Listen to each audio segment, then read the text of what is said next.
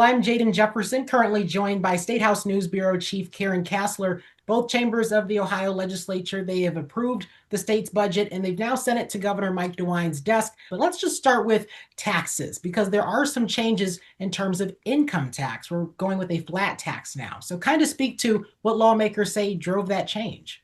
Sure. Ohio, up until this point, has had two tax rates. We've gone from about 9 tax brackets several years ago to now to 2. And this flat income tax proposal will kind of combine those. So basically, anybody making over $26,000 a year would pay 2.75% flat income tax if that actually survives Governor Mike DeWine's view of the budget. And what this really amounts to is a tax cut for people who make 6 figures, over $100,000 a year. And that, of course, has gotten some criticism from folks who would rather see that money invested in something else. It's about $1 billion that they say that will cost the state, money that they believe could go to other things. But Republicans continue to maintain that cutting taxes is the way to spark economic development in Ohio. Yeah, and you mentioned that $1 billion. Is that going to be a big hit to the state's budget? Because the budget that they've approved is $60 billion. Is that a drop in the bucket or is that pretty significant? Well, all we've been hearing all along in the Senate, because that's where this flat tax was developed, there was no tax cut in Governor Mike DeWine's initial budget and no tax cut in the House version of the budget, was that the budget was, they were looking for ways to kind of come up with savings so that they could go ahead and put that toward the income tax cut. Again, there's this belief among many Republicans that this is the way to get economic growth in Ohio, that this will make Ohio more competitive, bring in more businesses. There's studies that show that that happens. There's studies that show that that's not the case. And even DeWine has said that Ohio is very competitive already and that he doesn't think that this is a tax cut that really is the kind of tax cut Ohioans need. He wanted to see a tax cut either that affects working families specifically or a tax credit that he had proposed that was $1,000 for families with kids under 7. That would be funded by an income or a tax increase in cigarettes. Republican lawmakers got rid of that right away. And there was another significant part included in this budget. This isn't a policy change, but it is a significant allocation of funds, $600 million for the Cleveland Browns' new stadium. The way that this was going to be funded changed 3 times. Initially, Governor Mike DeWine wanted to fund this with a tax on sports betting profits of those companies. Then the idea in the House was using bonds. The Senate ended up using unclaimed funds, and that's what the legislature went with in the end. What is the thought process with lawmakers on this? Because there are some divisions I've noticed where there are some lawmakers who say, why do it? While others are arguing that this is a big capital investment in the hopes of a big return. Yeah, you've got 2 sides of that, interestingly enough, on the opposition. You've got Democrats who say that this is not money that the state should be putting toward a billionaire's project. He can, the Haslam Sports Group and Jimmy Haslam, the owner of the Browns, he can afford it on his own. You've got that side who say that, along with some conservatives. There are some conservative lawmakers and conservative groups like Americans for Prosperity saying this is not the way to do this, that state funds should not be going to a private entity for a private project. There's a potential lawsuit that could be in the works here if this passes and is not vetoed by DeWine. You've got 2 former state lawmakers, Democrats, Jeffrey Crossman and Mark Dan, who's also the state's former attorney general, who say they're going to file a lawsuit over this because they don't think it's constitutional for unclaimed funds to be used that way. But this is a project that's gone all the way through the budget. You mentioned that DeWine had wanted to fund a sports and cultural facilities fund to kind of keep groups from and teams from coming back to the state asking for money. He had wanted to fund it with a doubling of the tax on sports gambling operators. Again, Republicans in the House threw that out right away. They didn't want any tax increases. They came up with this 30-year package of state-backed bonds. Senate threw that out, went to the unclaimed funds idea. And so the unclaimed funds idea seems to bring in that idea plus DeWine's sports and cultural facilities fund. So while DeWine wasn't real hot on the bonds package, we're waiting to see whether he is okay with the unclaimed funds being used this way. Other governors have used unclaimed funds in similar purposes, but not nearly this much for a private project. And as you mentioned, Governor Mike DeWine can do those line item vetoes. Do you think that that's a possibility given that the funding structure is so different from what he proposed? Will that be a deal breaker for him? I'm not sure. I mean, I think he really does like the idea of a sports and cultural facilities fund because We're already seeing other teams come forward saying, hey, if you're going to give the Browns this money, which I should mention is a grant or a loan and not a direct appropriation. The Browns and the Haslam Sports Group are expected to pay that $600 million back. But there are other teams who are saying, hey, what about us? I mean, the Cincinnati Bengals already put forward their proposal. Cuyahoga County, which does not want this Brook Park domed stadium, they want the stadium to stay in downtown Cleveland. They've asked for money as well, $350 million. Other sports teams have said that they're interested in the idea too. So I think DeWine may want that whole fund because he originally proposed it. The question is whether the unclaimed funds end of that is going to survive, and it seems a lot of lawmakers feel that that's something that the state can do, that those funds are sitting there. One lawmaker called it lazy money. It's about $4.8 billion in money that came from old checking accounts and unrefunded balances for deposits for utilities and all this kind of stuff that's kind of just sitting there. So if you think you might have some unclaimed funds, now's the time to go into the State Department of Commerce and look for that. And often people are surprised because they didn't even realize that they had unclaimed funds. And that's what's interesting about that argument, because most people just aren't aware or they're just not around anymore. I mean, it's really just two different situations there. And Crossman and Dan, who say that they're going to file this lawsuit if this goes forward, have said that even if you do find that your name is on the unclaimed funds list and you've got an old check from some bank or something, it is a kind of laborious process to apply for those unclaimed funds to be returned to you. You have to provide a copy of your driver's license and other relevant information. If you're trying to claim for a deceased spouse or parent or something, you got to go through even more.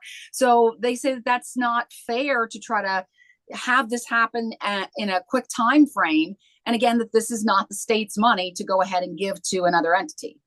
We also saw another change in this budget with regard to education and libraries. I do want to start with libraries because Ohio usually funds this with a percentage, but now it's a line item. And that had some libraries concerned because they hear line item, that sounds like something that's easily removable in future budgets. And so what was behind that change in terms of going from a set percentage to just a set amount of money? I think lawmakers really wanted the idea that this is not a guarantee. This is something that they can change depending on the economy. The Public Library Fund has been in existence at that level. It actually started out at 2.2% in 2008.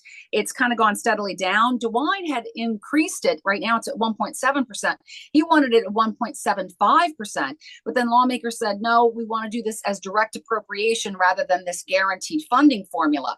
Now, all of this has resulted in about a $25 million cut from current funding for the library system. And that's 251 public library systems around the state. And they say they're very concerned about that because that's money that they count on. That's money that they don't feel is subject to the whims of lawmakers. And they note that also in this budget, there is a provision that says that they have to go through their collections and make sure that there's no material that is related to sexual orientation or gender identity or expression that can be accessed and seen by people under 18. And the Ohio Library Council tells me for some big library systems that have millions of volumes, that could take years to go through all of those. That's money that they won't have to do other things like buy books and things that libraries do. And so they're very concerned about whether that may even be constitutional. They say it's like censorship. Yeah, certainly some First Amendment questions there. The other thing is, of course, with education funding as well, because there has always been a debate about education funding in Ohio. That's something that we can recall from past budget cycles. This time around, has anything changed? Well, the funding formula went back and forth here. We still have this fair school funding plan, which was phased in starting when it was passed on a bipartisan basis in 2021. And that is moving forward to, it got dropped by the House. It's now in the Senate, and the Senate's proposal is what they went with, but it's funded at 2021 levels. So it's not funded with current salary or other financial data. And so Democrats and school groups that wanted to see the fair school funding plan restored from the House budget, which said it used a bridge formula based on the fair school funding plan, but not the fair school funding plan. They said that it's not fully funded even to this point. And so schools are just not getting, they feel, what is appropriate, what they need, what they want to have so that they can go ahead and educate 90% of Ohio's school children who go to public schools. There's also money in this budget, of course, for vouchers, $1 billion in this budget for vouchers, including the expanded Ed Choice program, which provides a taxpayer paid voucher for private schools for any kid who wants one, any family that wants one. And there's also these new education savings accounts, which specifically go toward non-chartered, non-public schools, most of which are religious. They were not able to access vouchers before. With these ESAs, the educational savings accounts, they can. So that's more money that advocates for public schools say is going to vouchers and not going to public schools where most kids are being educated. There's also that Ed Choice voucher program, and this is kind of unrelated to the budget, and that is that it was ruled unconstitutional by a Franklin County judge. Where is the state looking to go from here? This is a long battle that's happening. That lawsuit was filed in 2022. There was a decision this week from a Franklin County judge that said that the state is not doing its constitutional duty by public schools by spending all this money on vouchers. And so now that triggers the next step, which is the appeals court, and then it goes on to the Ohio Supreme Court. And you have to look at the makeup of some of these bodies. I mean, the Ohio Supreme Court is dominated by Republicans. There's one Democrat and the rest are Republicans. Now, school groups say, well, that's okay because the language in the Constitution is really clear. And if Republicans are the strict constructionists that they say they are, they'll look at that language and go ahead and rule vouchers unconstitutional. But that's a long way down the road. So the voucher program does continue while the appeals process goes on. What will you be watching in terms of what the governor does when he has to put a signature to this? What vetoes are you maybe looking for? Or what things will he likely sign off on? Well, he's put line item vetoes in every one of his budgets. He's had 3 budgets up until this point. And like I said, he's never really directly threatened a veto or he's expressed concerns, but never said he wanted to veto something. And that's expected because this is a process. He's been brought into these negotiations that went on with the conference committee, which, by the way, the conference committee agreed on the final version of this budget Wednesday around 1:30, 2 o'clock in the morning. And then the budget was voted on Wednesday somewhere in the afternoon. So not a whole lot of time here. I would expect that DeWine's going to be looking very closely at the library funding. He's already spoken publicly about how he loves libraries. He wanted to increase library funding. I think the Brown Stadium proposal is something he's looking at. And the flat tax. I said earlier, he has said that he is concerned about tax increases or tax cuts rather for people who are not working families. You have a child care crisis in Ohio, according to the business community, who say that affordable childcare is a real problem for people who want to get into the workforce but can't afford to work, essentially, because childcare is so expensive. So you've got all these competing interests going on. And there's also the concern about what will happen at the federal level with Medicaid and how Medicaid cuts at the federal level will definitely affect Ohio. And there may be a need to come back and recalculate some of this stuff later on if there are federal cuts. And I do recall that there was that trigger language that was included in legislation in the governor's budget proposal that if those cuts do happen, Ohio is not going to fund that program after a certain point, correct? Yeah, and that's about 775,000 people who are currently in the Medicaid expansion population who do have to, I mean, they have to file for Medicaid and all that. But this trigger language would mean that if the federal match drops below 90%, so right now the federal government's paying 90% of those charges, then that would completely go away. That Medicaid coverage would go away for those folks. And that would create another scenario that the state would have to somehow try to manage. Yeah, I just find it interesting how the state is just navigating through this because you're trying to budget for something and you don't know what to expect, but that's one way of doing it is putting in trigger language. So if X happens, then Y. So certainly paying attention to that too. I know the budget consumes most of our time, but what else are you looking forward to down the road to pay attention to? Well, I think, the budget is a document that includes other things, other policy decisions. For instance, in the budget, there's a change to the State Board of Education. It's now 19 members with 11 of them elected. The budget would change that to make it 5 gubernatorial appointees, which is something governors going way back 20, 30, 40 years have wanted. They've wanted more control over education policy in general because so many governors run on education policy. Also in the budget, there's a provision that says that local school board candidates have to run under partisan labels. And Democrats have been very concerned about that, saying that local school board races were among the few races that are out there that really were nonpartisan. There wasn't a label attached. So those are a couple more things to watch in the budget. But then moving down the road, we have redistricting again. We have a court order that says Ohio needs to redraw its congressional district map.